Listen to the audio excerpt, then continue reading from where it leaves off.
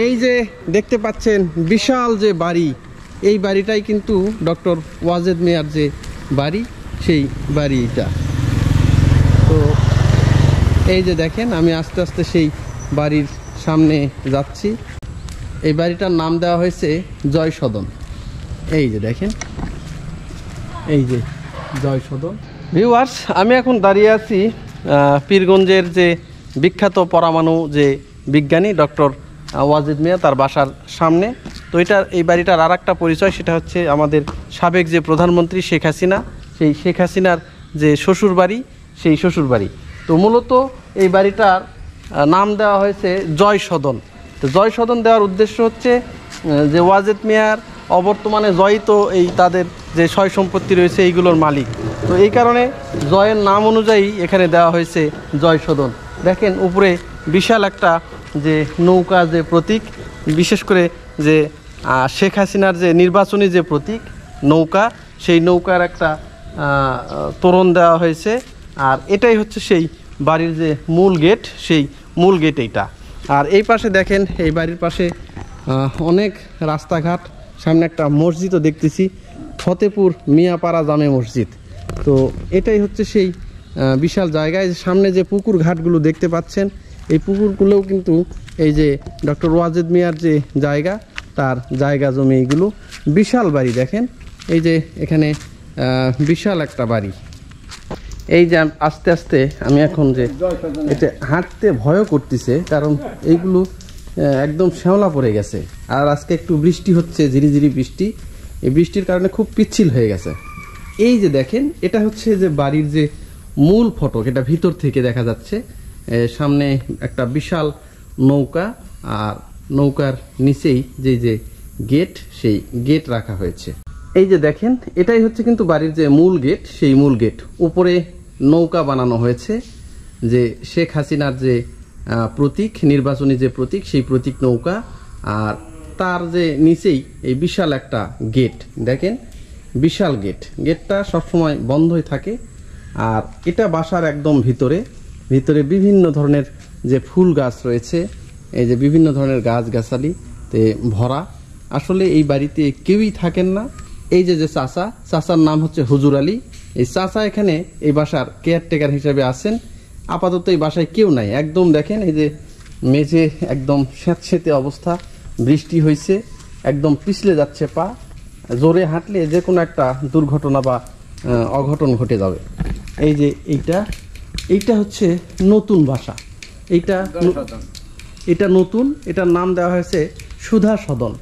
আর সুধা হচ্ছে যে ডক্টর ওয়াজেদ মিয়া, ওনার যে বাল্যকালের যে ডাক নাম।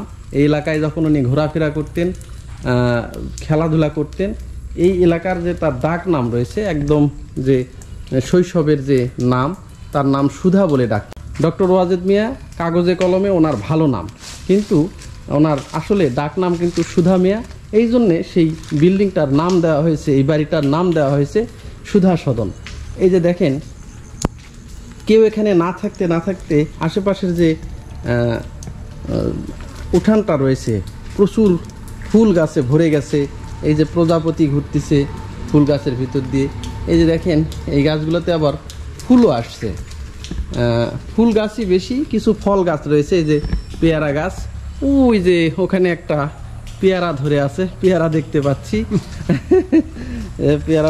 আর এই যে বৃষ্টির কারণে এইগুলো বাগান, যেহেতু গাছের ডালপালাগুলো বড় হয়ে গেছে, একটু কেটে সাফ করতেছে এইগুলা। এই যে আজকেই কাটা হচ্ছে এইগুলা। এই আপনি তো কাটতেছেন না, উনি কাটতেছে। আর এই যে এটা চারপাশে মূলত ফুল গাছই বেশি। আর এই যে এটা একটা বারান্দার মতো একটা জায়গা, এখানে গাড়ি রাখার জন্য মূলত করা হয়েছে এইটা। এখন তেমন কিছুই থাকে না। আর এই পাশে কিছু আম গাছ বা দুই একটা ফলের গাছ দেখতে পাচ্ছি। ওটা কি তেজপাতা গাছ নাকি? দারচিনি গাছ না? আচ্ছা, এই যে দেখেন, বাগানের ভিতরে আমি একটা খুব ভালো একটা গাছ দেখতে পেলাম। এই যে গাছটা দেখতে পাচ্ছেন, এই যে পাতা দেখেন, মোটামুটি তেজপাতার মতো পাতা। তো এই গাছটা কিন্তু এটা হচ্ছে যে দারচিনি যে আছে, আমরা যে মশলা যেটা খাই, ছাল হিসাবে যেটা ইয়েতে ব্যবহার করি, সেইটা কিন্তু এটা এখনো ছাল কেউ কাটেনি মনে হয় না, এখনো ছাল কাটেনি। যে দেখেন বিশাল গাছ, এটা কিন্তু দারচিনি যে মশলা রয়েছে সেই মশলার একটা গাছ। দারুণ দেখেন, একদমই অনেক বড় হয়েছে, চারপাশে প্রচুর পাতা আসছে গাছে, বিশাল একটা গাছ। এই যে দেখেন বিশাল গাছ। আর এর আগে আমি দারচিনি যে গাছ রয়েছে এটা কখনোই দেখিনি, এখানে এসে কিন্তু আমি এটা দেখলাম। এই যে বিশাল গাছ দেখেন, এই ধরনের অনেক গাছগাছালিতে ভরা কিন্তু বাড়ির চারপাশ।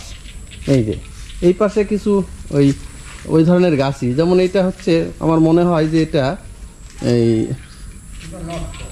এটা নটকল কি, আচ্ছা এটা হচ্ছে নটকলের গাছ।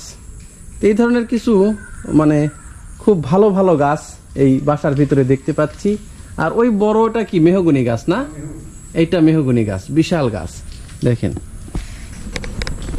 ভিউয়ার্স, আমি এখন যে গাছের পাশে দাঁড়িয়ে আছি, তো এই গাছ কিন্তু এর আগে আমি কখনোই দেখিনি। এটা যদি ওই চাচা আমাকে নাম না বলে দিত তাহলে কিন্তু এই গাছটা আমি চিনতেও পারতাম না।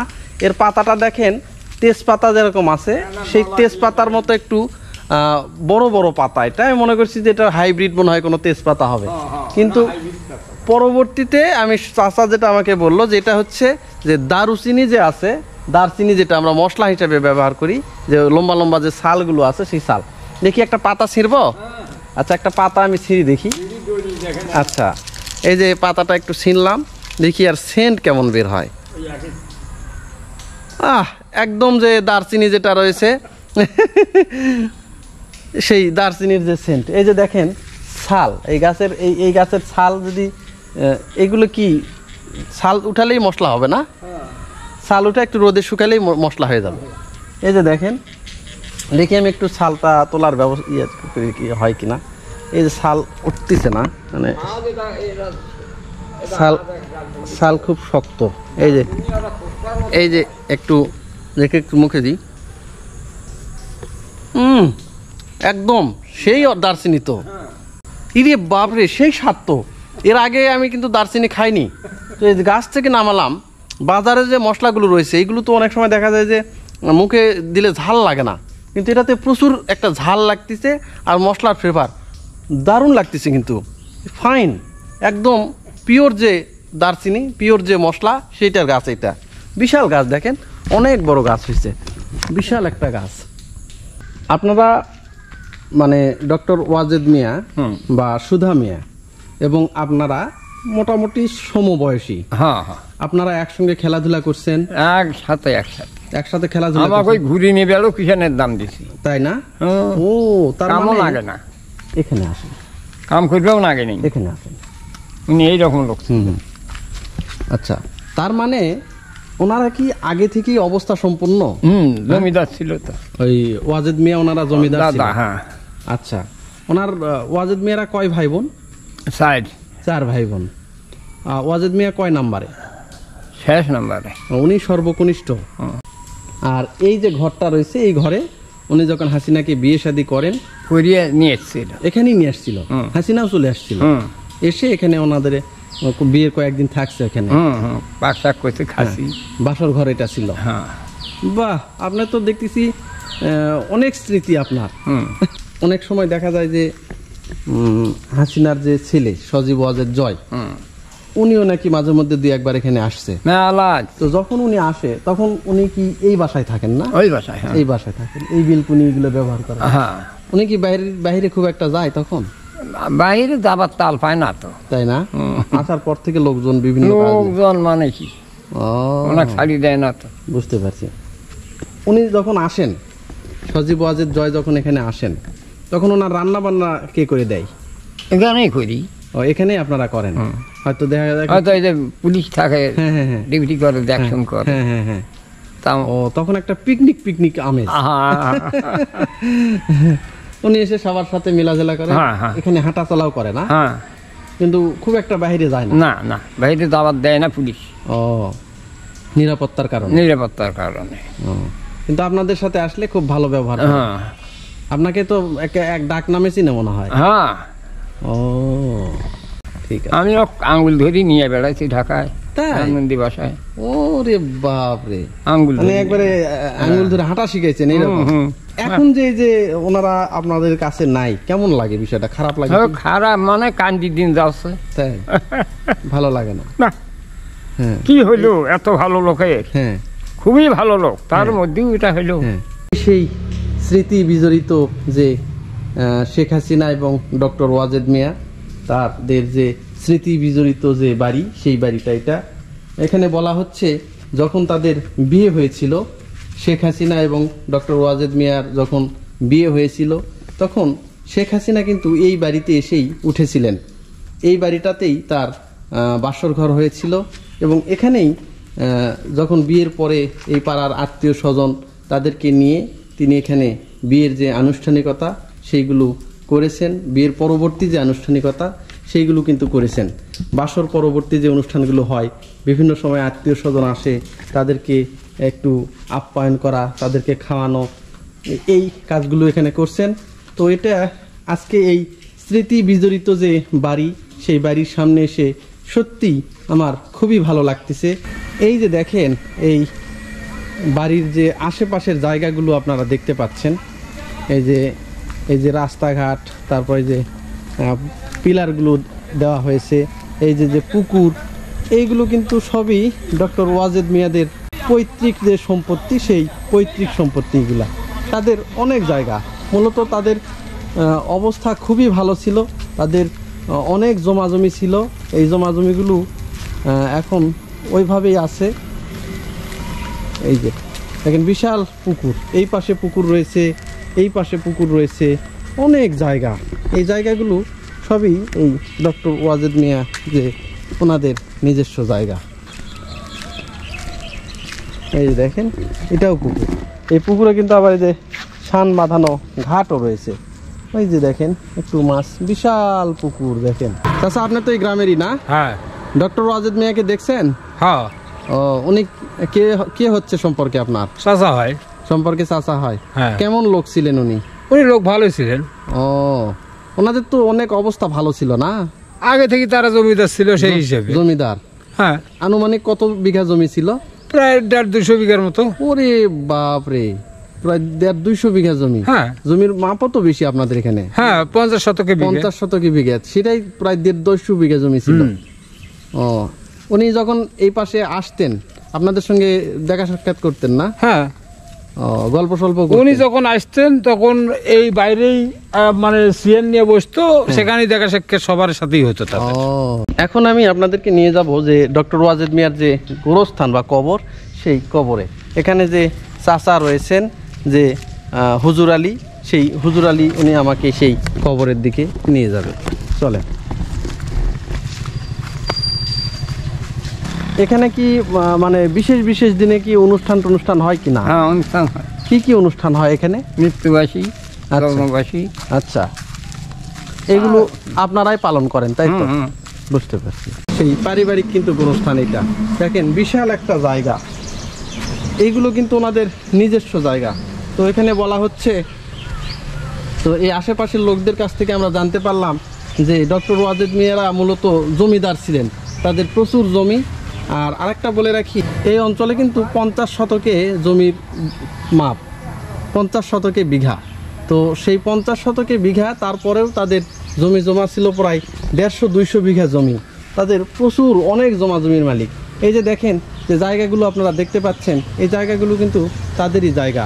এই যে এখানে ইভেন যে হসপিটালটা দেওয়া হয়েছে, এই হসপিটাল কিন্তু এখনও মানে সরকারি হয়নি, ফতেপুর কমিউনিটি হসপিটাল। এই জায়গাটাও কিন্তু তাদেরই জায়গাতে দেওয়া হয়েছে। বিশাল জায়গা দেখেন। হ্যাঁ, এইদিকে যে আম বাগান বা যে জায়গাগুলো আপনারা দেখতে পাচ্ছেন, সবই কিন্তু ওনাদের জায়গা। এই ডক্টর ওয়াজেদ মিয়াদের যে পারিবারিক যে জায়গা, সেই পারিবারিক জায়গা, প্রচুর জায়গা দেখেন। এই দিক গেলে অনেক দূর পর্যন্ত শুধু তাদেরই জায়গা। ওই যে অনেক দূর পর্যন্ত দেখা যাচ্ছে, এই জায়গাগুলো কিন্তু তাদের।